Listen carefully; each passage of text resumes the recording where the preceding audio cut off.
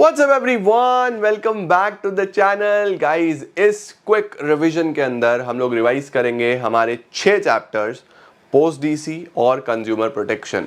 Although 3 मैंने आपको कल करने के लिए दिए थे, उसके इंपॉर्टेंट क्वेश्चंस भी हम कर चुके हैं, बट एक क्विक रिवीजन मैं आपको दोबारा से करा देता हूं सो दैट आपके सारे के सारे 6 चैप्टर्स रिवाइज हो जाएं और ये वीडियो आपके लिए बहुत इंपॉर्टेंट रहे जब हमें कॉन्सेप्ट रिवाइज करने हो। तो चलिए जल्दी से शुरू करते हैं और देखते हैं इसके अंदर क्या क्या चीजें कवर होने वाली हैं। Let's begin.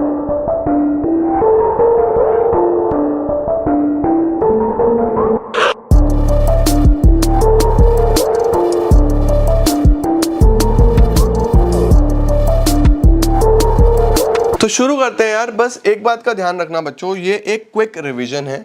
आपको जिस भी पर्टिकुलर टॉपिक में लगे कि सर मुझे प्रॉब्लम आ रही है, मुझे याद नहीं आया या ये मुझे दोबारा डिटेल में देखना है, तो उसके लिए जीएनजी वाली वीडियो देख लेना, या उससे पहले भी जो मैंने डिटेल्ड वीडियोस बनाई हैं वो भी आप देख सकते हो। साल में तीसरी बार अब ये दोबारा से कराने जा रहा हूँ, ठीक है? तो कोई भी वीडियो आप रेफर कर सकते हो, लेकिन बहुत अच्छे से तैयार कर लेना।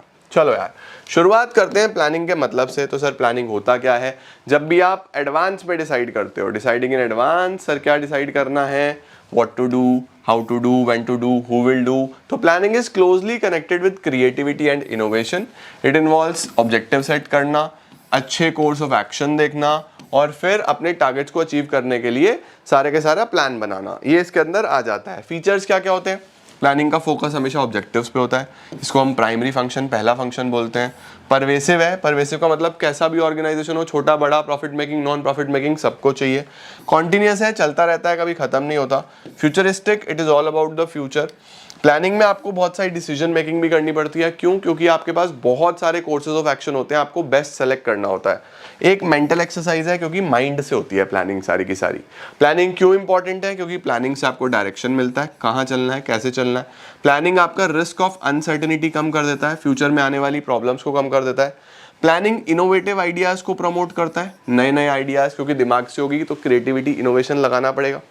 प्लानिंग में डिसीजन मेकिंग करनी पड़ती है, वो मैंने आपको वहां भी बताई। Planning establishes standard for controlling. Planning एक बेस है कंट्रोलिंग के लिए। कंट्रोलिंग क्या होता है? चेक करना कि काम ठीक से हो रहा है या नहीं हो रहा है। काम है क्या, वो कहां से आएगा? प्लानिंग से आएगा। उसके बाद प्लानिंग अगर प्रॉपर्ली हुई है, सब कुछ वेल डिफाइंड है, तो ना तो कोई ओवरलैपिंग होगी, ना ही कोई वेस्टफुल एक्टिविटी होगी। ठीक है बेटा। इसके बाद हमारे पास प्रोसेस ऑफ प्लानिंग आ जाता है। सर प्रोसेस ऑफ प्लानिंग में क्या आता है? एस डाइज एफ, याद है? प्रोसेस ऑफ प्लानिंग में क्या आता है? एस डाइज एफ। सबसे पहले ऑब्जेक्टिव सेट करना, यानी गोल सेट करना। ऑब्जेक्टिव आपके कैसे होने चाहिए? मेजरेबल हो, टाइम बाउंड हो, अचीवेबल हो, स्पेसिफिक हो, तो इन चीज़ों का रेलेवेंट हो, इन चीज़ों का ध्यान रखना है। तो ऑब्जेक्टिव्स कैसे होने चाहिए? स्मार्ट, ठीक है? Specific, measurable, achievable, relevant, time bound. फिर आप ऑब्जेक्टिव सेट करने के बाद कुछ अजम्पशंस बनाते हो, क्योंकि planning is all about future, तो बहुत सारी चीजें एज्यूम करके चलनी पड़ती हैं फ्यूचर के बारे में कि ये हुआ तो ये करेंगे, ये हुआ तो ऐसा करेंगे, तो प्रेमिसेस डेवलप करना। फिर आइडेंटिफाई करते हैं ऑल्टरनेटिव कोर्सेज ऑफ एक्शन, जितने भी अलग अलग कोर्सेज ऑफ एक्शन होते हैं उनको आइडेंटिफाई करना। देन इवैल्यूएट करना। इवैल्यूएट का मतलब एक डिटेल्ड स्टडी करना, डीप एनालिसिस करना, डीप स्टडी करना कि ये चीज़ क्या हमारे लिए बेस्ट रहेगी, इसके क्या मेरिट्स हैं, क्या डीमेरिट्स हैं। फिर जो सबसे बेस्ट है उसको सेलेक्ट करना, यानी डिसीजन मेकिंग करना, इंप्लीमेंट करना और फिर फॉलोअप करना। फॉलोअप का मतलब चेक करना कि ठीक से चीज़ें हुई भी हैं या नहीं हुई हैं। क्या सर इतना कुछ करने के बाद भी कुछ कमी रह सकती है, क्या लिमिटेशन हो सकता है? Yes. Planning leads to rigidity. जब आपने सब कुछ पहले से ही फिक्स कर दिया, बाद में कुछ सिचुएशन बदल गई, तो कैसे बदलोगे उसको? रिजिडिटी आ जाती है। अगर तुमने पहले से प्लान बनाया, फ्लाइट्स बुक कर दी, नॉन रिफंडेबल टिकट्स हैं, तो फिर रिजिडिटी आ गई। नहीं जाओगे तो पैसे का नुकसान तो होगा ही होगा, रिजिडिटी आ गई। ठीक है। प्लानिंग में not work in a dynamic environment. अगर एक डायनामिक एनवायरनमेंट है, बहुत तेजी से चेंज हो रहा है, तो वहां पे प्लानिंग काम नहीं करेगा। प्लानिंग में क्रिएटिविटी कम होती है। सर किसकी? लोअर लेवल्स की, क्योंकि प्लानिंग मेनली कौन कर रहा है? टॉप लेवल कर रहा है, तो मिडल और लोअर को बोलने का मौका ही नहीं मिल रहा। प्लानिंग में बहुत खर्चा आता है। सर कैसा खर्चा? बच्चों प्लानिंग के लिए बहुत अच्छे अच्छे एक्सपर्ट्स हायर करने पड़ते हैं जो बहुत पैसा लेते हैं, प्रोफेशनल्स, तो फिर एक्सपेंसिव जॉब है ये एक। Planning is a time consuming process, समय बहुत लगता है। इतना कुछ करने के बाद भी प्लानिंग डजंट गारंटी सक्सेस। उसके बाद आता है बच्चों हमारे पास कितने तरीके के प्लान्स हैं। तो बच्चों देखो, प्लान्स हमारे पास सिंगल यूज हो गए, उसके बाद स्टैंडिंग प्लान्स हो गए, उसके बाद अदर प्लान्स हो गए। तो सिंगल यूज कौन कौन से होते हैं? सिंगल यूज होते हैं बेटा जी जो एक ही बार बनाए जाते हैं। एक ही बार बनाए गए मतलब उस हर बार नया बनेगा। जैसे सबसे पहले आता है budget. Sir what is budget? Budget होता है एक न्यूमेरिकल स्टेटमेंट जिसमें आप सारी चीजें चेक करके लिखते हो, बजट आ गया। देन वी हैव प्रोग्राम, आपने कोई छुट्टी, कोई वेकेशन, कुछ भी ऐसा प्लान करा है, वो प्रोग्राम है, हर बार नया बनेगा। Then we have project, project का मतलब टारगेट्स होता है, वो भी हर बार नए बनते हैं, ठीक है। मेन जो आपके प्लान्स हैं वो पीपीपी रोम्बस ही हैं, तो प्रोजेक्ट देख के कंफ्यूज मत हो जाना, ये क्या हो गया भाई, प्रोजेक्ट का मतलब गोल्स, टारगेट्स, ठीक है। उसके बाद देखो रिपीटेड यूज कौन से हो सकते हैं? पॉलिसीज, आपने एक बार पॉलिसी बना दी तो फिर उसको आप रिपीटेडली यूज कर सकते हो, जैसे no credit policy, no exchange policy, no return policy, है ना। प्रोसीजर जो आपको एज इट इज फॉलो करने होंगे, वो क्या है? प्रोसीजर है, जैसे आपका एडमिशन प्रोसीजर कॉलेज का, एडमिशन प्रोसीजर स्कूल का, एक्सपोर्ट प्रोसीजर, इंपोर्ट प्रोसीजर, ये हो गए। मेथड्स, मेथड्स क्या है? तरीके, डेप्रिसिएशन लगाने का मेथड, राइट, तो किसी भी तरीके का मेथड हो वो आ जाएगा। रूल, नियम भी एक बार बना दिए तो फिर वो रहेंगे। इसके बाद ऑब्जेक्टिव, ये भी हो सकते हैं, ये भी हो सकते हैं, तो उसको अलग में रखा है। स्ट्रैटेजीज में भी बच्चों, अच्छा ऑब्जेक्टिव का मतलब गोल, स्ट्रैटेजी होता है कि जैसे किसी भी चीज से फाइट करने के लिए, जैसे 4 डेज प्रिपरेशन स्ट्रैटेजी कि बढ़िया हो जाए, है ना। तो स्ट्रैटेजीज आपको हेल्प करती है किसी भी चीज को टैकल करने में, फाइट करने में, कॉम्पिटिटर को पीछे छोड़ने में, ये स्ट्रैटेजी होती है। सही हो गया। अब ये हो गया, देखो बजट क्या है? बजट एक क्वांटिटेटिव प्लान है, प्रोग्राम में सारे के सारे पॉलिसी, रूल्स, प्रोसीजर सब आ जाता है। उसके बाद देखो बच्चों, पॉलिसी क्या है? जनरल गाइडलाइंस होती हैं किसी भी ऑर्गेनाइजेशन के लिए। प्रोसीजर क्या है? जो लाइन वाइज आपको फॉलो करना है, ऊपर नीचे नहीं कर सकते। मेथड एक वे है कि टास्क कैसे परफॉर्म होगा। रूल्स यानी नियम जिनको फॉलो करना ही करना पड़ेगा, है ना भाई। अगर लाइन के आगे जाके बॉलर बॉल करेगा तो नो बॉल होगी, वो रूल है, आप लाइन से आगे नहीं जा सकते, राइट। तो ये इस तरीके की चीज़ है। उसके बाद ऑब्जेक्टिव आपके गोल्स हैं। स्ट्रैटेजीज होता है कि आप क्या प्लान कर रहे हो ताकि आपका गोल अचीव हो सके। तो ये पूरा का पूरा बच्चों प्लानिंग में आता है। पूरा प्लानिंग मैंने आप लोगों को क्विकली रिवाइज करा दिया। अगले चैप्टर पे चलते हैं जो कि है हमारे पास ऑर्गेनाइजिंग। सर ऑर्गेनाइजिंग का क्या काम होता है? बच्चों देखो, ऑर्गेनाइजिंग का काम होता है जो आपने प्लान करी हैं चीज़ें, उनको शुरू करवाना। अब शुरू करवाने के लिए अलग अलग टारगेट्स बनाने पड़ेंगे। हमारे घर में सब कुछ वेल ऑर्गेनाइज्ड, वेल डिफाइंड होता है। कपड़े यहाँ मिलेंगे, जूते यहाँ मिलेंगे, बुक्स यहाँ पे होंगी, यहाँ सोना है, यहाँ डिनर करना है, यहाँ लंच करना है, सब कुछ डिफाइंड होता है। हर चीज़ की अपनी एक जगह होती है, वो एक ऑर्गेनाइजिंग का ही पार्ट है। ऑर्गेनाइजिंग यही है। एक ऑर्गेनाइजेशन में भी हर इंसान की, हर चीज़ की, हर everyone, man as well as material, जो भी लोग ऑर्गेनाइजेशन में है, सबकी अपनी अपनी एक प्लेस है, सबका अपना अपना एक टाइम है कि इस टाइम पे ये होगा। ये ऑर्गेनाइजिंग ही है, ठीक है। तो ऑर्गेनाइजिंग क्या है? Implementation of plans by clarifying, jobs clarify करना, रिलेशनशिप्स डेवलप करना, प्रॉपर यूटिलाइजेशन करना रिसोर्सेज का। ऑर्गेनाइजिंग का प्रोसेस क्या है? IDAE। Sir what is IDAE? Number 1 is identification and division of work. आप पहले काम को आइडेंटिफाई करो, फिर डिवाइड करो कि क्या क्या काम है। Then we have departmentalization. Departmentalization का मतलब फिर आप डिपार्टमेंट्स बनाओ, जो सिमिलर नेचर की चीज़ें हैं उनको एक साथ ले आओ, डिपार्टमेंट्स बना दो। देन असाइनमेंट ऑफ ड्यूटीज़, काम दे दो। इन डिपार्टमेंट्स को काम भी तो देना पड़ेगा। आप बैंक्स में देखते हो अलग अलग डिपार्टमेंट्स होते हैं, फिर उनको काम दिया जाता है। फिर अथॉरिटी एंड रिपोर्टिंग रिलेशनशिप्स बनाना, यानी कौन बॉस होगा, कौन सुपीरियर होगा, कौन सबॉर्डिनेट होगा। तो ये जो मैनेजमेंट की हायरार्की है ना, कौन सुपीरियर कौन सबॉर्डिनेट, ये ऑर्गेनाइजिंग से ही डेवलप हो जाती है, ठीक है। ऑर्गेनाइजिंग क्यों जरूरी है? स्पेशलाइजेशन आएगा। जब एक डिपार्टमेंट आपने बना दिया, सपोज प्रोडक्शन डिपार्टमेंट है, तो वो प्रोडक्शन ही कर रहा है। जैसे मेरा काम मेरे ऑर्गेनाइजेशन में पढ़ाना है, मैं टीचिंग डिपार्टमेंट में हूँ, तो मैं टीचिंग कर रहा हूँ। स्पेशलाइजेशन आ गया, बच्चों को बता देता हूँ कि भाई ये इंपॉर्टेंट है, ऐसे पढ़ो, इस तरीके से लिख के आओ, पूरे नंबर मिलेंगे। हर साल बच्चे 300 में से 300 लाते हैं मेरे सब्जेक्ट्स में, 400 में से 400। इनफैक्ट फिजिकल भी तो है, EP भी तो है, पूरे नंबर लाते हैं बच्चे। तो वो क्या हुआ? स्पेशलाइजेशन आ गया। Clarity in working relationships. Clarity in working relationships का मतलब क्या है? सब कुछ बहुत क्लियरली डिफाइन किया जाता है, तो आपका गोल जल्दी अचीव होता है। अडेप्टेशन टू चेंज, जब आपको सब कुछ बहुत प्रॉपरली पता है, सही इंसान सही जगह पे है, मतलब सही डिपार्टमेंट में है, तो वहाँ पे अडेप्टेशन टू चेंज, चेंज के हिसाब से बदलना आसान होगा। एडमिनिस्ट्रेशन अच्छा होता है क्योंकि कुछ भी वेस्टेज नहीं होता। पर्सनल ग्रोथ होती है लोगों की, जितने भी लोग लगे हुए हैं, पर्सोनल यानी group of persons working in your organization, उन सबका ओवरऑल डेवलपमेंट होता है। और एक्सपेंशन और ग्रोथ हमें देखने को मिलता है, ठीक है बच्चों। उसके बाद एक छोटा सा टॉपिक आता है सर, स्पैन ऑफ मैनेजमेंट क्या होता है?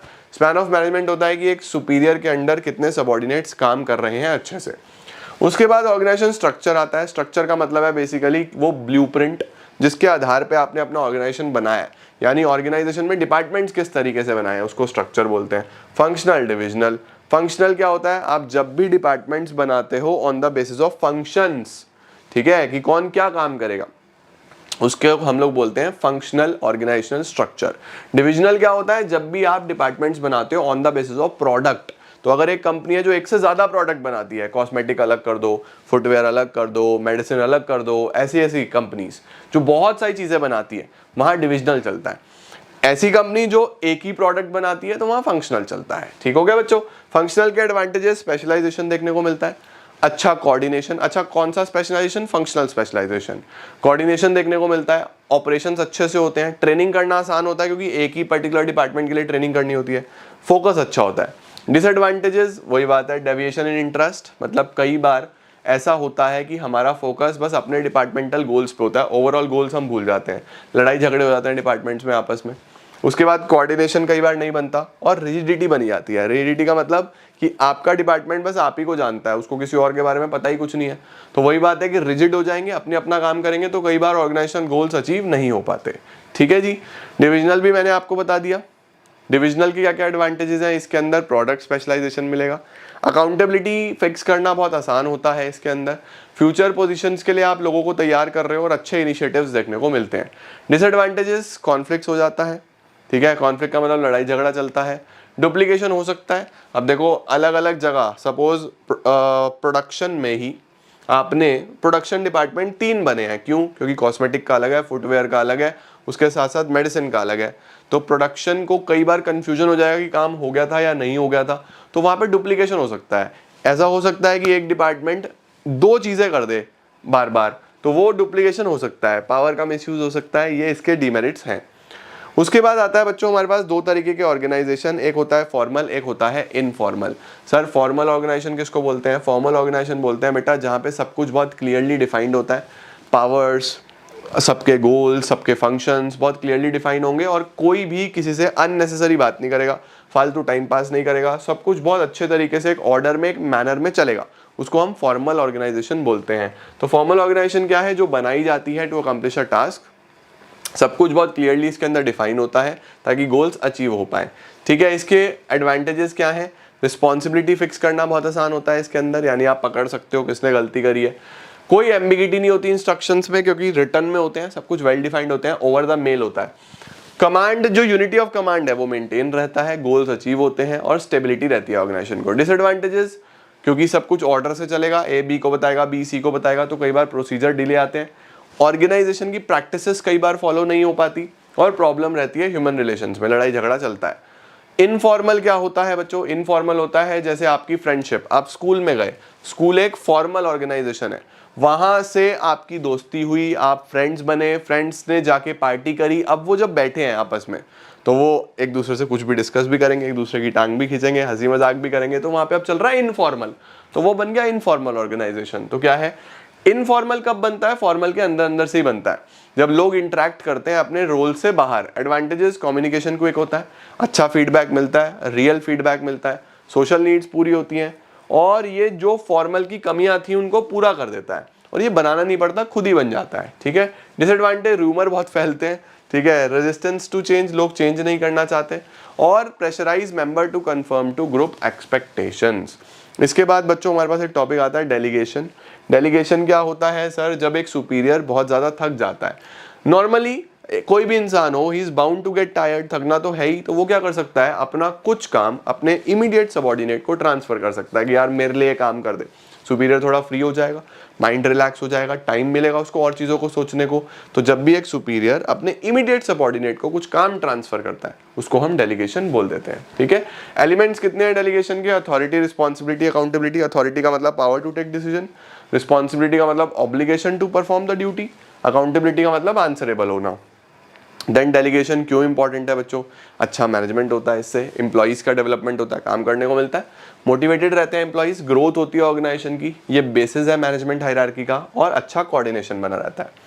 उसके बाद आता है बच्चों सेंट्रलाइजेशन, डिसेंट्रलाइजेशन। सेंट्रलाइजेशन क्या होता है, एक ऐसा ऑर्गेनाइजेशन जहां पे सारी की सारी डिसीजन मेकिंग टॉप लेवल से होगी, उस प्रोसेस को हम क्या बोलते हैं, सेंट्रलाइजेशन, और ऐसा ऑर्गेनाइजेशन को हम क्या बोलते हैं, सेंट्रलाइज्ड ऑर्गेनाइजेशन। डिसेंट्रलाइज्ड कौन सा होता है, जिसके अंदर सारी डिसीजन मेकिंग बटी होती है, throughout the levels of the organization, उसको क्या बोलते हैं, डिसेंट्रलाइजेशन। ठीक है, चलो भाई डिसेंट्रलाइजेशन भी समझ गए। अब डेलीगेशन और डिसेंट्रलाइजेशन मैंने आपको केस बेस्ड क्वेश्चंस में भी कराया था। डेलीगेशन दो लोगों के बीच में होता है, decentralization throughout the organization होता है। ये इसके इंपॉर्टेंस है, इससे सबऑर्डिनेट को इनिशिएटिव लेने का मौका मिलता है, आप मैनेजरियल टैलेंट ढूंढ सकते हो फ्यूचर के लिए, डिसीजन मेकिंग क्विक होता है, टॉप मैनेजमेंट को रिलीफ मिलता है, ग्रोथ होता है और कंट्रोल करना आसान होता है। तीसरा चैप्टर आ रहा है बच्चों हमारे पास staffing. Staffing is all about staff, staffing is all about people, लोगों के बारे में बात होगी।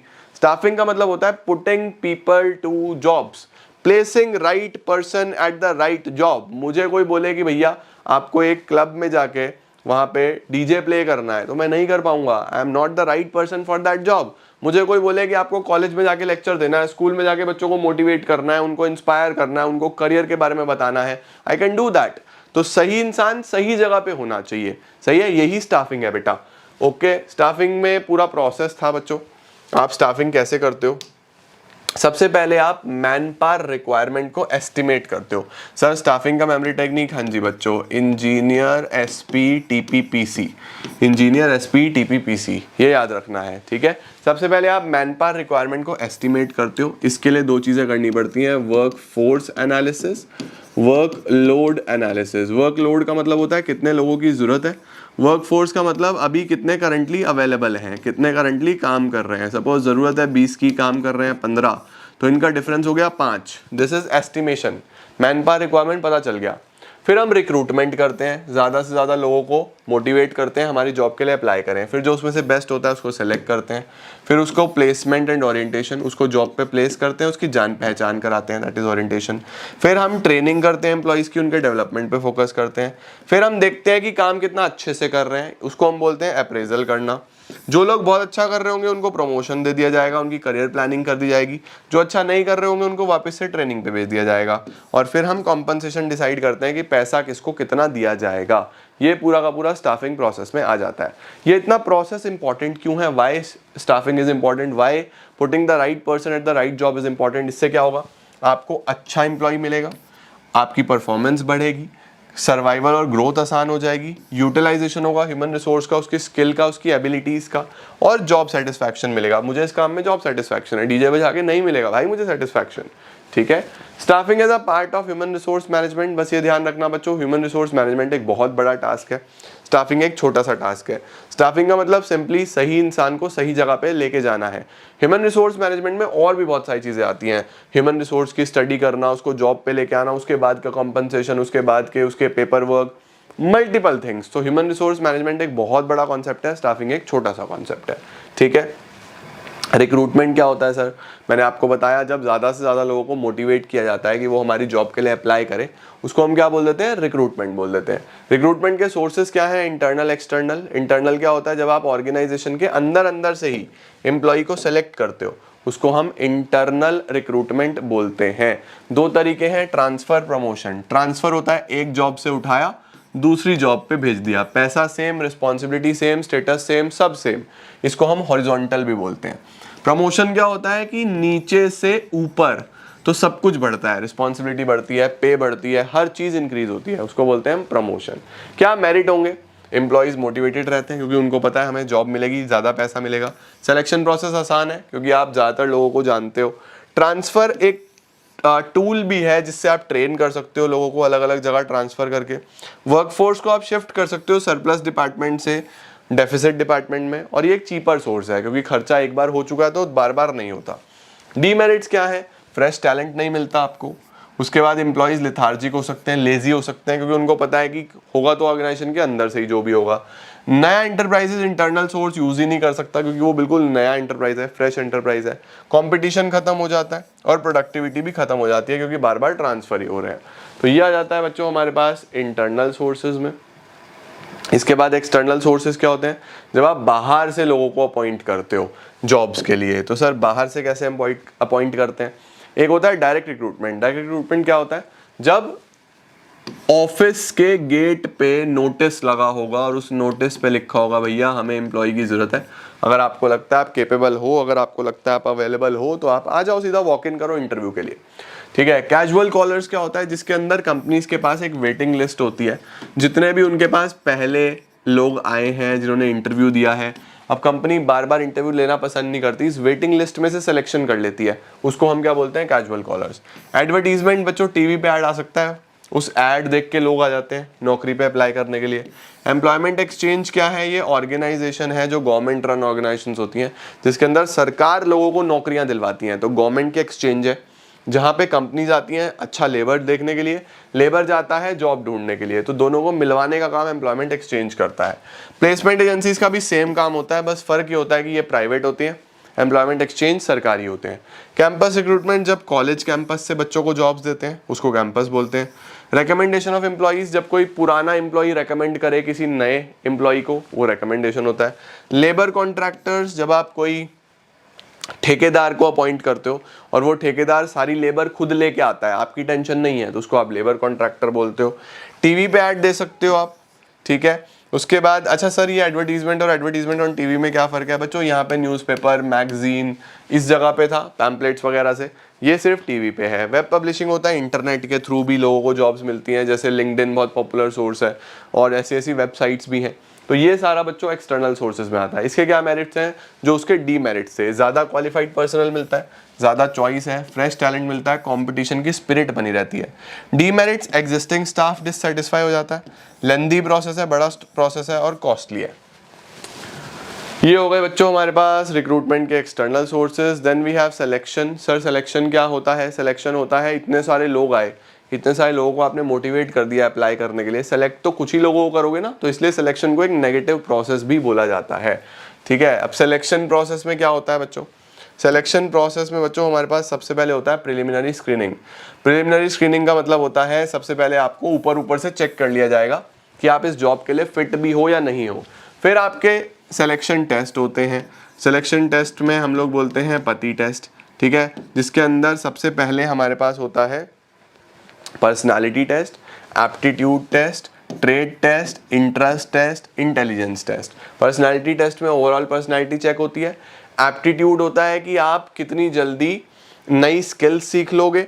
ट्रेड होता है बच्चों कि आपके पास करंट कितनी स्किल्स हैं। इंटरेस्ट होता है आपका इंटरेस्ट चेक करना। इंटेलिजेंस होता है आपका आईक्यू चेक करना, ठीक है। तो स्क्रीनिंग हो गई, फिर टेस्ट हो गए, जिन्होंने टेस्ट निकाले उनका इंटरव्यू होगा ताकि उनका ओवरऑल कॉन्फिडेंस, बॉडी लैंग्वेज सब चेक किया जा सके। फिर उनका रेफरेंस चेक होगा, बैकग्राउंड चेक होगा कि भैया कहाँ से आए हैं, सही भी है बैकग्राउंड या नहीं है, पिछली ऑर्गेनाइजेशन में कैसा काम किया। फिर उस पर डिसीजन होगा, अगर आप सेलेक्ट होते हो तो फिर आपका मेडिकल कराया जाएगा कि आप मेडिकली भी फिट हो या नहीं हो। फिर आपको जॉब ऑफर करी जाएगी और जॉब ऑफर के बाद फिर आपको प्रॉपर कॉन्ट्रैक्ट मिलेगा अगर आप ऑफर को एक्सेप्ट करते हो। अगर आप एक्सेप्ट करते हो, सारी टर्म्स एंड कंडीशंस लिखी होती हैं, फिर आपको कॉन्ट्रैक्ट मिल जाता है। टेस्ट कौन कौन से होते हैं मैंने बता दिए, पति टेस्ट, इसके बारे में भी सब बता दिया। इसके बाद we have training and development. Training and development का क्या मतलब होता है बेटा, किसी भी ऑर्गेनाइजेशन में जब आप जाओगे, रिक्रूटमेंट हो गया, सिलेक्शन हो गया, फिर आपको ट्रेनिंग दी जाएगी, चाहे आप कितने ही पढ़े लिखे क्यों ना हो। हर ऑर्गेनाइजेशन का कल्चर, हर ऑर्गेनाइजेशन का वे ऑफ वर्किंग अलग होता है, ट्रेनिंग की जरूरत पड़ती है। और डेवलपमेंट क्या है, आपका ओवरऑल ग्रोथ। ट्रेनिंग के क्या क्या फायदे हैं बच्चों, बेसिक 3 पॉइंट्स आपको याद होने चाहिए ट्रेनिंग में, दैट इज इट। क्या वेस्टेज ऑफ एफर्ट नहीं होता, मनी वेस्टेज नहीं होता, एम्प्लॉय की प्रोडक्टिविटी बढ़ जाती है, फ्यूचर मैनेजर्स बिल्ड होते हैं, मोराल बढ़ा रहता है ना। और एम्प्लॉयज़ को क्या फ़ायदे, उसकी स्किल नॉलेज अच्छी हो जाती है, उसका करियर अच्छा होता है, परफॉर्मेंस अच्छा होता है, मशीनें अच्छे से चला सकता है, ये आ जाता है। ट्रेनिंग के क्या क्या मेथड्स हैं बच्चों, एक है ऑन द जॉब, एक है ऑफ द जॉब।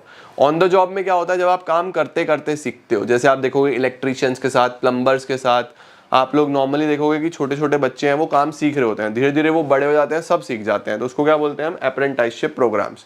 इंटर्नशिप क्या होता है, जब कॉलेज के बच्चे कंपनीज में जाके काम सीखते हैं, उसको हम इंटर्नशिप्स बोलते हैं। हमारे ऑर्गेनाइजेशन में भी बहुत सारे स्टूडेंट्स हैं जो हमारे साथ इंटर्नशिप करते हैं, 3 महीने की, 6 महीने की, काम सीखते हैं, उनकी स्किल डेवलप होती है, काम करना आता है, डिसिप्लिन डेवलप होता है। उसके बाद जॉब रोटेशन। जॉब रोटेशन क्या होता है हमारे पास, जॉब रोटेशन होता है कि एक जॉब से दूसरी जॉब पे लेके जाना, एक जॉब से दूसरी जॉब पे ट्रांसफर करना, उससे भी काफ़ी स्किल्स डेवलप हो जाती हैं। देन ऑफ द जॉब में वेस्टिब्यूल स्कूल होता है बेटा। वेस्टिब्यूल स्कूल में या वेस्टिब्यूल ट्रेनिंग में, जहाँ पे बहुत सोफिस्टिकेटेड मशीनें होती हैं, तो सोफिस्टिकेटेड मशीनें महंगी हैं, सीधा उस पर बिठा दोगे खराब कर देगा, तो उसको डायरेक्टली मशीन पे ना बिठा के पहले एक डेमो मशीन पे ट्रेनिंग कराई जाती है, जब आप सीख लोगे फिर आना। जैसे गाड़ी सीखने आते हैं लोग, तो अपनी गाड़ी ना ठोक के पहले सीखते हैं, कार ड्राइविंग स्कूल में जाते हैं, वो भी एक वेस्टिब्यूल स्कूल का ही एग्जाम्पल है। 3 हो गए बच्चों खत्म। अब आ रहा है चौथा chapter, that is directing.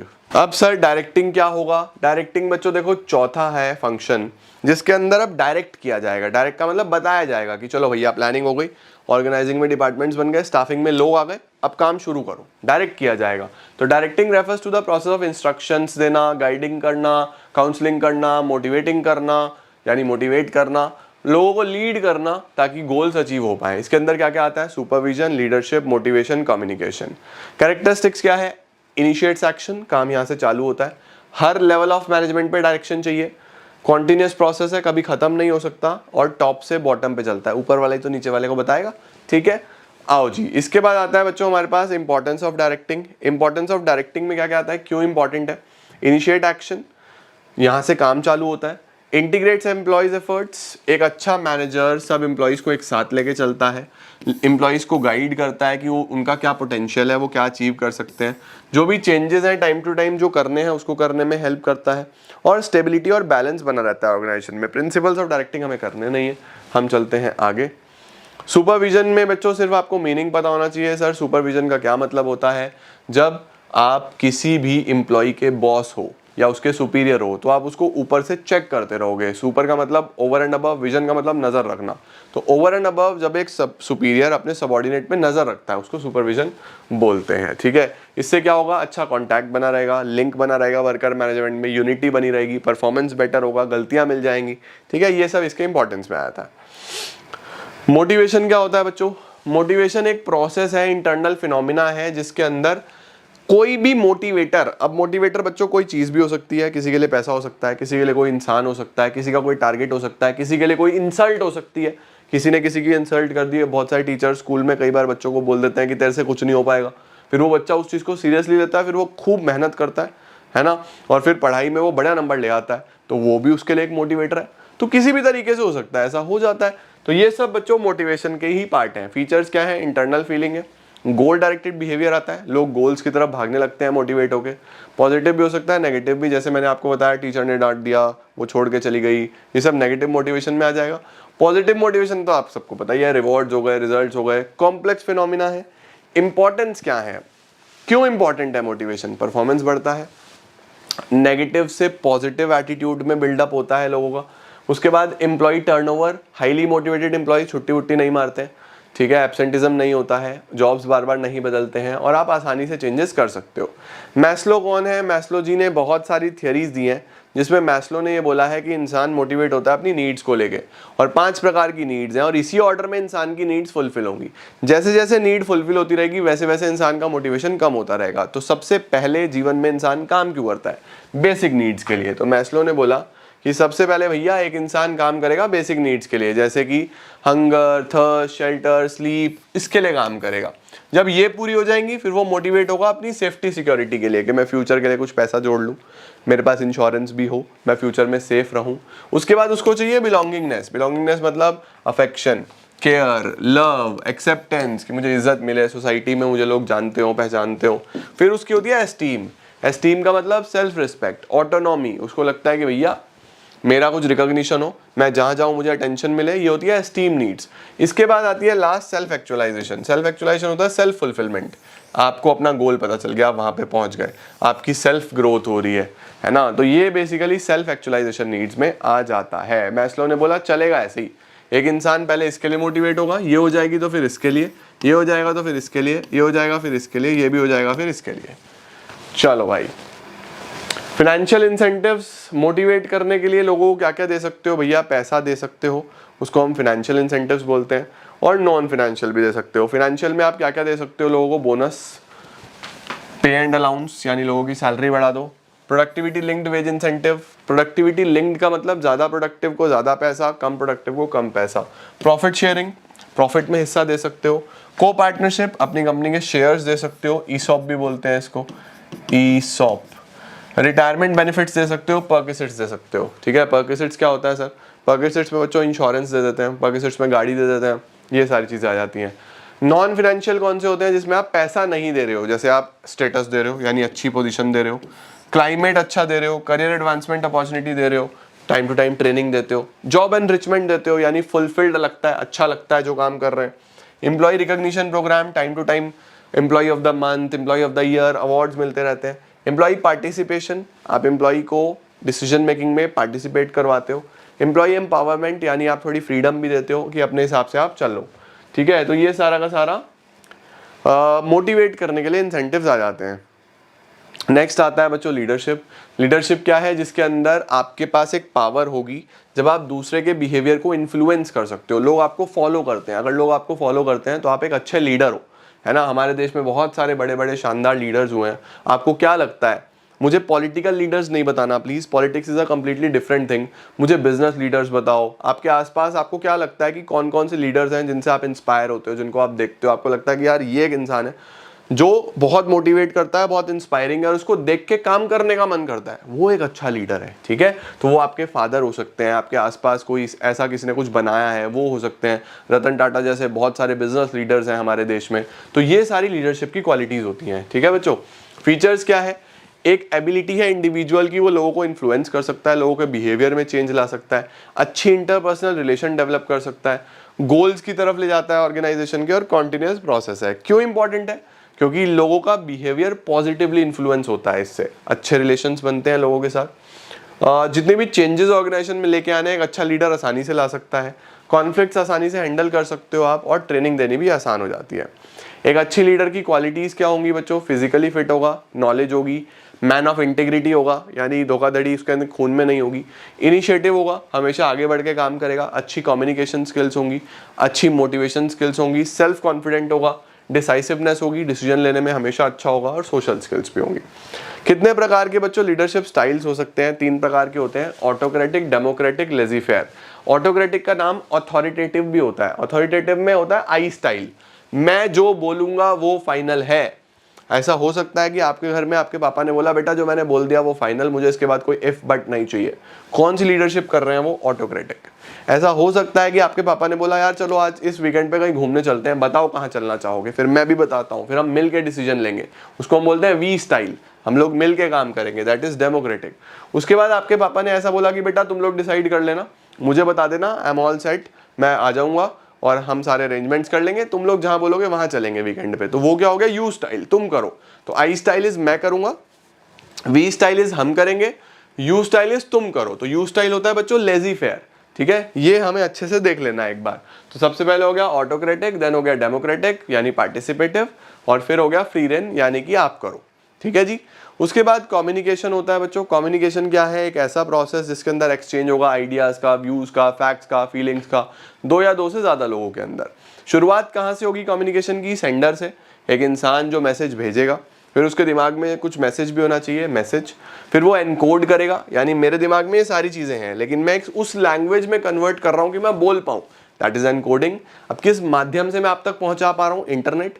Internet ने क्या करा? उसको डीकोड करा आपकी लैंग्वेज में, दैट इज डीकोडिंग। फिर रिसीवर आप तक पहुंचा, देन आप फीडबैक दोगे, कमेंट्स में इतने प्यारे प्यारे फीडबैक देते हो, फीडबैक। और अगर बीच में कभी प्रॉब्लम हुई, इंटरनेट नहीं चला, तो वीडियो रुक जाएगी, दैट इज नॉइस, वो डिस्टर्बेंस है। चलो भाई, कम्युनिकेशन क्यों इंपॉर्टेंट है बच्चों? कोई भी 2-3 पॉइंट्स आप यहां से नॉर्मली पढ़ सकते हो। कम्युनिकेशन भी 2 प्रकार की होंगी बच्चों, फॉर्मल और इनफॉर्मल। सर फॉर्मल और इनफॉर्मल कम्युनिकेशन कौन सी होती है? फॉर्मल कम्युनिकेशन होती है जब आप रिटर्न में बात करते हो, सिर्फ ऑर्गेनाइजेशन के बारे में बात करोगे, कुछ भी अननेसेसरी बात नहीं करोगे, टू द पॉइंट बात करोगे, that is formal communication. Informal होता है जिसमें गॉसिप्स भी होती हैं, जिसके अंदर रूमर्स भी होते हैं, हंसी मजाक भी होती है। इसको हम ग्रेप वाइन कम्युनिकेशन भी बोलते हैं, क्योंकि इसका कोई fix line of authority, fix chain नहीं है, ठीक है। ये होता है हमारे पास ग्रेप वाइन या इनफॉर्मल कम्युनिकेशन, ठीक है बच्चों। फॉर्मल इनफॉर्मल समझ गए। उसके बाद कम्युनिकेशन में कई बार बैरियर्स आ जाते हैं। सर बैरियर्स कितने प्रकार के हैं? बैरियर्स जो हैं बच्चों 4 प्रकार के हैं। सर कौन कौन से 4 प्रकार के बैरियर्स हैं? सबसे पहले होता है सिमेंटिक बैरियर्स। देखो नाम से ही याद रखना, सिमेंटिक बैरियर्स वो होते हैं जिसके अंदर आप देखोगे एनकोडिंग डिकोडिंग की प्रॉब्लम है, समझने समझाने में प्रॉब्लम है, जैसे गलत ट्रांसलेशन यूज कर लिया, मैसेज अच्छे से एक्सप्रेस ही नहीं करा, सिंबल के डिफरेंट मीनिंग्स हो सकते हैं, प्राइस हो गया, राइट। मैं बोलना चाहता था व्हाट इज द प्राइस, कितनी कीमत है इसकी, आपको लगा व्हाट इज द प्राइस, कितने क्या इसके साथ फ्री मिलेगा, प्राइस क्या मिलेगा, टूर्नामेंट चल रहा है कोई प्राइस मिलेगा। तो देखो दोनों सिमिलर लगते हैं सुनने में, तो ऐसे वर्ड्स हो सकते हैं, तब भी समझ में नहीं आता। कुछ लोग अनक्लैरिफाइड असम्पशन, यानी सामने वाले की बात को क्लैरिफाई नहीं करते, उसने बोला आप उसका मतलब कुछ और था, आपने कुछ और समझ लिया। टेक्निकल जार्गन, कई बार एक्सपर्ट्स काफ़ी टेक्निकल वर्ड्स यूज़ करते हैं जो हमें समझ में नहीं आते, वही समझने समझाने में problem. Technical jargon is important बच्चों, एग्जाम में आ जाता है ये, ठीक है। जैसे डॉक्टर ने अपने पर्चे पे लिख दिया, लॉयर ने कुछ टेक्निकली लिख दिया, हमें समझ में नहीं आएगा, टेक्निकल जार्गन है वो। Body language, gesture decoding, body language से भी आपको कई बार लोगों की बात समझ में नहीं आती। इसके बाद होते हैं साइकोलॉजिकल बैरियर्स। साइकोलॉजिकल होते हैं बच्चों basically psychology, state of mind, मैं प्री ऑक्यूपाइड हूँ, मैं इमोशनली कहीं और, मैं थोड़ा परेशान हूँ तो मैं बात ही नहीं कर पाऊंगा आपसे, ये सब साइकोलॉजिकल में चलते हैं। प्रीमैच्योर इवैल्यूएशन, प्रीमैच्योर इवैल्यूएशन का मतलब होता है कि आपने मेरी बात पूरी सुनी नहीं, पहले से ही एज्यूम कर लिया आगे की बात, premature evaluation. Lack of attention, मेरा ध्यान ही नहीं है आपके ऊपर, मैं कहीं और ऑक्यूपाइड हूँ, मेरा ध्यान ही कहीं और है, वो हो सकता है। लॉस बाय ट्रांसमिशन, कई बार जब बहुत बड़ी चेन होती है कि एक से दूसरा, दूसरे से तीसरा, बात ऐसे जा रही है तो बीच बीच में कई बार लोग भूल जाते हैं, तो लॉस बाय ट्रांसमिशन। डिस्ट्रस्ट। उसके बाद बच्चों ऑर्गेनाइजेशनल बैरियर्स, ऑर्गेनाइजेशन की पॉलिसी इस तरीके की है, रूल्स रेगुलेशंस इस तरीके के हैं, स्टेटस इसके अंदर आ जाता है, कॉम्प्लेक्स है, ये सारे ऑर्गेनाइजेशन में आते हैं। लास्ट होता है पर्सनल, पर्सनल में होता है सेंडर रिसीवर की आपस में नहीं बनती, एक दूसरे के अगेंस्ट है, वो सब इसमें आते हैं। Fear of challenge to authority हो गया, लैक ऑफ कॉन्फिडेंस हो गया, मुझे कॉन्फिडेंस नहीं है। अनविलिंग टू कम्युनिकेट, मैं बात ही नहीं करना चाहता और मुझे इंसेंटिव नहीं मिल रही, मुझे कुछ बेनिफिट नहीं दिख रहा बात करते हुए, तो भी मैं नहीं करूंगा, ये सब पर्सनल बैरियर्स में आता है, ठीक है जी। कम्युनिकेशन को इंप्रूव करने के लिए क्या करा जाए, ये एक रीड ऑनली टॉपिक है, एक अच्छा लिसनर बनो, फॉलो अप लो, कम्युनिकेशन बार बार करते रहो, प्रेजेंट के लिए फ्यूचर के लिए दोनों के लिए कम्युनिकेट करो, फीडबैक लो, कोई भी 4 से 5 पॉइंट आप याद रख सकते हो। लास्ट आ रहा है बच्चों हमारे पास कंट्रोलिंग, पोस्ट डीसी में 5वां। सर कंट्रोलिंग क्या होता है, जब आप कंपेयर करते हो एक्चुअल परफॉर्मेंस को प्लान्ड परफॉर्मेंस के साथ, कि मैंने जो प्लान किया था उसके हिसाब से काम हुआ या नहीं हुआ, जो कंपैरिजन होता है इसको हम कंट्रोलिंग बोलते हैं। कंट्रोलिंग क्यों इंपॉर्टेंट है, क्योंकि गोल अचीव हुआ या नहीं हुआ इससे ही पता चलेगा, कितना एक्यूरेटली अचीव हुआ इससे पता चलेगा, यूटिलाइजेशन हुआ या नहीं हुआ रिसोर्सेज का, वेस्टेज तो नहीं हुआ इससे पता चलेगा, ऑर्डर में डिसिप्लिन से काम हुआ या नहीं हुआ इससे पता चलेगा। तो इस तरीके के बहुत सारे पॉइंट्स हमारे पास इंपॉर्टेंस में आ जाते हैं। सर कंट्रोलिंग की रिलेशनशिप क्या है प्लानिंग के साथ, जल्दी से बताओ, प्लानिंग और कंट्रोलिंग में क्या रिश्ता है। तो बच्चों हम बोलेंगे these both the functions are two sides of the same coin, एक ही सिक्के के दो पहलू हैं। बिना प्लानिंग के कंट्रोलिंग बेकार है, प्लान ही नहीं होगा तो कंट्रोल क्या करोगे, बिना कंट्रोलिंग के प्लानिंग बेकार है। अगर तुम बस पढ़ते रहो, तुम्हारा एग्जाम ही ना हो, तो भैया क्या फायदा उस पढ़ने का, अगर यही नहीं पता चल रहा कितना आ रहा कितना नहीं आ रहा। तो दोनों चीजें चाहिए ना। तो प्लानिंग और कंट्रोलिंग में क्या रिश्ता है, these are two sides of a same coin. Planning is clearly a prerequisite for controlling, planning बहुत इंपॉर्टेंट है कंट्रोलिंग के लिए। Controlling can not be accomplished without planning, ठीक हो गया। इसके बाद बच्चों ये लिमिटेशंस भी आते हैं कुछ कंट्रोलिंग के, ये आपको अलग से सिलेबस में गिवन नहीं है बच्चों। अच्छा जी, कंट्रोलिंग का क्या प्रोसेस है बच्चों, इसमें है SMCAT, SMCAT। SMCAT में सबसे पहले क्या करना है, परफॉर्मेंस स्टैंडर्ड सेट करो। परफॉर्मेंस स्टैंडर्ड आप ऑलरेडी प्लानिंग में सेट कर चुके होते हो, बस उसको वापस से यहाँ पे एक बार चेक करना होता है, that is setting performance standards. फिर आप मेजरमेंट करो कि एक्चुअली आपने कैसा परफॉर्म किया है, the measurement of actual performance. फिर आप दोनों को कंपेयर कर लो कि क्या टारगेट था, कैसा परफॉर्म किया है। सपोज मैंने बोला मेरे बोर्ड्स में 80% आने चाहिए, that is my performance standard, मेरे आए 85%, मेजर किया, अब मैं कंपेयर करूंगा तो पॉजिटिव हो गया ये। तो इसके बाद बच्चों देखो, अगर पॉजिटिव हो जाता है, टारगेट 80 का था, हो गया 85, तो कंट्रोलिंग प्रोसेस यहीं खत्म हो जाता है। लेकिन सपोज वो 60 होता, टारगेट 80 का था, आए 60, तो 20% की कमी रह गई। अब इस कमी को बोलते हैं डेविएशन। अब मैं क्या करूंगा, इसको एनालाइज करूंगा। तो चौथा होता है हमारे पास एनालाइजिंग डेविएशन। तो एनालाइज करने के लिए भी 2 पॉइंटर्स बच्चों दिए गए हैं। द नंबर 1 इज CPC, दूसरा is MBE। CPC is critical point control. Sir critical point control क्या होता है, क्रिटिकल पॉइंट कंट्रोल ये बोलता है कि आप फोकस करो सिर्फ और सिर्फ की एरियाज पे, मेन एरियाज पे। अगर आप बहुत सारे एरियाज को देखोगे तो आपके पास इतना समय नहीं होगा, छोटी छोटी गलतियां तो होती रहेंगी, किस किस गलती को पकड़ोगे। एक बड़ा ऑर्गेनाइजेशन है, छोटी छोटी बात तो चलती रहती है, किसे किसे पॉइंट आउट करोगे। तो आप अपने की एरियाज पे फोकस करो, जो आपके मेजर एरियाज है, माइनर एरियाज को इग्नोर करो। ये होता है critical point control. Management by exception बोलता है a manager who tries to control everything ends up controlling nothing. एक मैनेजर जो सब कुछ कंट्रोल करने की कोशिश करता है, उसके हाथ कुछ नहीं लगता। तो आप एक लिमिट बना लो। सपोज मैंने बोला कि 80% का मेरा टारगेट है, अगर 75 से 85 के बीच में रहा ना, तो मुझे कोई दिक्कत नहीं है, मैं खुश हूं, ठीक है। तो मैंने एक लिमिट बना लिया। अब अगर 78 भी आया लेट इट बी, 82 भी आया लेट इट बी, लेकिन अगर 72 आया तो वो लिमिट से बाहर चला गया, अब उस पर खास ध्यान दो। तो ये बोलता है मैनेजमेंट बाय एक्सेप्शन। उसके बाद लास्ट आता है बच्चों taking corrective actions. Taking corrective action का मतलब होता है कि भैया अब आप एक्शन लो और जो भी कमी रही है उसको ठीक करो। तो सबसे पहले परफॉर्मेंस स्टैंडर्ड सेट करो, फिर आप अपना एक्चुअल परफॉर्मेंस जितना भी हुआ है उसको मेजर करो, दोनों को कंपेयर करो, कोई कमी निकले तो उसको डेविएशन बोलते हैं, उसको एनालाइज करो, की एरियाज पे फोकस करोगे तो क्रिटिकल पॉइंट कंट्रोल, एक लिमिट बना के उस लिमिट से बाहर जा रहा है तो पकड़ोगे, that is management by exception, और फिर आप करेक्टिव एक्शंस ले लोगे। टेक्निक्स ऑफ मैनेजरियल कंट्रोल हमें नहीं पढ़नी है। लास्ट चैप्टर आ रहा है बच्चों कंज्यूमर प्रोटेक्शन। कंज्यूमर प्रोटेक्शन क्या होता है? कंज्यूमर को प्रोटेक्ट करना हर तरीके से। अगर किसी भी तरीके से उसके साथ कोई फ्रॉड हुआ है, कोई इस तरीके की एक्टिविटी हुई है, उसको कंज्यूमर प्रोटेक्शन बोलते हैं। कंज्यूमर प्रोटेक्शन क्यों इंपॉर्टेंट है? क्योंकि हमारा कंज्यूमर इग्नोरेंट है, अनऑर्गेनाइज्ड है, यानी ग्रुप्स नहीं है, अकेला अकेला घूमता रहता है और वाइड स्प्रेड एक्सप्लॉइटेशन होता है, बहुत ज़्यादा एक्सप्लॉइटेशन होता है। अगर बिजनेस के पॉइंट ऑफ व्यू से बात करें तो अगर बिजनेस को लॉन्ग टर्म में सर्वाइव करना है तो consumer protection is very important. Business किसके रिसोर्सेज यूज करता है? सोसाइटी के। तो यार सोचो ना, सोसाइटी को ही हार्म करोगे, गलत बात है। सोशल रिस्पॉन्सिबिलिटी, आपकी सोशल जिम्मेदारी भी है कि आप किसी भी तरीके से किसी कंज्यूमर को एक्सप्लॉइट ना करो। मॉरल जस्टिफिकेशन, अगर हम मॉरली देखें, अगर हम मॉरल्स को ध्यान में रखें तो भी ये चीज़ गलत मानी जाएगी। और लास्ट होता है गवर्नमेंट का इंटरवेंशन। अगर आप कुछ भी गलत करोगे तो सरकार बीच में इंटरवीन करेगी। तो गवर्नमेंट ने बहुत सारे एक्ट्स बनाए हैं कंज्यूमर्स की प्रोटेक्शन के लिए। ये सब एक्ट्स हैं, इसके अंदर आपको मेनली ये याद रखना है कि कंज्यूमर प्रोटेक्शन एक्ट पहले 1986 चलता था, अभी 2019 चलता है। ठीक है बच्चों। इसके बाद कंज्यूमर प्रोटेक्शन एक्ट ने हमारे पास 6 राइट्स बताई हैं। सर कौन कौन सी? Right to safety, right to be heard, right to be informed, right to seek redressal, right to choose. Right to choose का नाम बच्चों अब चेंज हो गया, प्लीज याद रखना। 2019 में कंज्यूमर प्रोटेक्शन एक्ट 2019 में ये राइट टू चूज को राइट टू बी एश्योर्ड बोला गया है। तो आप प्लीज ध्यान रखना, अब आपको भी एग्जाम में क्या लिख के आना है? Right to be assured, not right to choose. ठीक है जी। तो हम लोग क्या लिख के आएंगे? राइट टू बी एश्योर्ड ही लिख के आएंगे।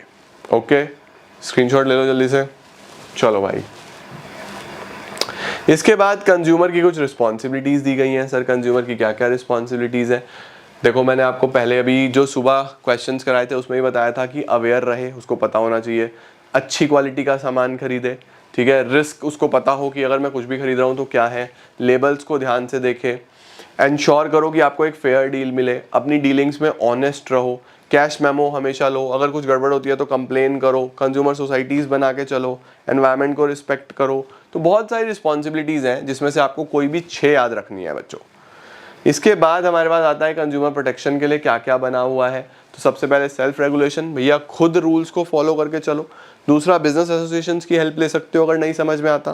कंज्यूमर को अवेयर भी होना चाहिए, कंज्यूमर ऑर्गेनाइजेशंस की मदद ले सकते हो और गवर्नमेंट की मदद ले सकते हो। कंप्लेन कौन कर सकता है? अगर कुछ भी गड़बड़ होती है तो कंज्यूमर कर सकता है, कोई भी कंज्यूमर एसोसिएशन ऑर्गेनाइजेशन कर सकती है, गवर्नमेंट कर सकती है, कोई भी सेंट्रल या स्टेट, एक या एक से ज्यादा कंज्यूमर कर सकते हैं on behalf of numerous consumer. Suppose किसी की पूरी कॉलोनी को ही लूट लिया गया तो एक दो लोग भी पूरी कॉलोनी के बिहाफ पे केस कर सकते हैं, कोई भी लीगल एयर या रिप्रेजेंटेटिव भी कर सकता है। कंज्यूमर प्रोटेक्शन एक्ट ने बच्चों हमारे पास 3 बॉडीज दी हैं कंज्यूमर की प्रॉब्लम्स को सॉल्व करने के लिए। पहली होती है डिस्ट्रिक्ट फोरम, दूसरा होता है स्टेट कमीशन, तीसरा होता है नेशनल कमीशन। अब देखो डिस्ट्रिक्ट फोरम क्या है? डिस्ट्रिक्ट फोरम एक वो बॉडी है जिसके अंदर कितने रुपए तक की कंप्लेंट्स चलेंगी? सर 1 करोड़ रुपए तक की। The value of consumer complaint should not exceed ₹1 crore.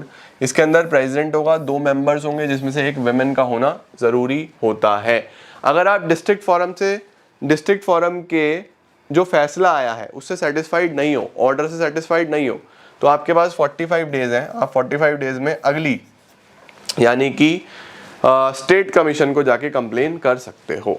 ठीक है जी। उसके बाद आता है बच्चों स्टेट कमीशन। स्टेट कमीशन के अंदर देखो क्या चलेगा हमारे पास, यहाँ पे जो केसेस हैं वो कितने रुपए से कितने रुपए तक के? 1 करोड़ रुपए से 10 करोड़ रुपए तक के। यहाँ पे जो केसेस चलेंगे वो चलेंगे 1 करोड़ का मिनिमम और 10 करोड़ का मैक्सिमम। अगर आप यहाँ से भी सेटिस्फाइड नहीं हो तो फिर आप 30 दिन के अंदर अंदर कहाँ जा सकते हो? नेशनल कमीशन में जा सकते हो। नेशनल कमीशन में कितने पैसे का केस चलेगा? 10 करोड़ से बड़ा, 10 करोड़ से ज़्यादा। और अगर आप यहाँ पे भी सेटिस्फाइड नहीं हो तो आप 30 दिन के अंदर अंदर फर्दर सुप्रीम कोर्ट में जा सकते हो। मेनली आपको यही याद रखना है। कंज्यूमर ऑर्गेनाइजेशन एनजीओज का क्या रोल है बच्चों? कंज्यूमर ऑर्गेनाइजेशंस क्या करती हैं? लोगों को एजुकेट करेंगी, पीरियोडिकल्स पब्लिश करेंगी, क्वालिटी टेस्टिंग कराएंगी, एनकरेज करेंगी कंज्यूमर्स को प्रोटेस्ट करने के लिए, लीगल असिस्टेंस प्रोवाइड करेंगी और इनिशिएटिव लेंगी केसेस में कंप्लेन फाइल करने का कंज्यूमर के बिहाफ पे। तो ये थे बच्चों हमारे पास 6 चैप्टर्स, जो मुझे लगता है हमने लगभग 40 से 45 मिनट्स में पूरे रिवाइज कर ले होंगे। यही पर्पस होता है क्विक रिवीजन का, कि आपको एग्जाम से पहले अगर आप अर्ली मॉर्निंग सुबह भी इस रिवीजन को देखोगे तो आपको मज़ा आ जाएगा। 6 चैप्टर्स आपके सारे के सारे रिवाइज हो जाएंगे। तो बहुत अच्छे तरीके से रिवाइज करते चलना। जो टॉपिक आपको लगे कि मुझे डिटेल में पढ़ना है, वैसे तो तुम किताब अगर सामने रख के पढ़ रहे हो तो तुम्हें कोई दिक्कत नहीं आएगी, तुम इस रिवीजन की मदद से भी बहुत अच्छे से रिवाइज कर पाओगे। अब लर्निंग पे जोर देना। आज पूरे दिन में कम से कम 5 चैप्टर तो तुम्हारे तैयार होने ही चाहिए। POSDC कोई कमी मत छोड़ना, इसके अंदर बढ़िया तरीके से तैयार कर लेना। शाम को इंपॉर्टेंट क्वेश्चंस कराता हूँ और फिर कल से चालू करेंगे अगले 6 चैप्टर जो बचे हैं। 2 दिन है, बढ़िया तरीके से करेंगे और अपने स्ट्रॉन्ग बना के चलेंगे बिजनेस स्टडीज की प्रिपरेशन को और 100 में से 100 लेके रहेंगे।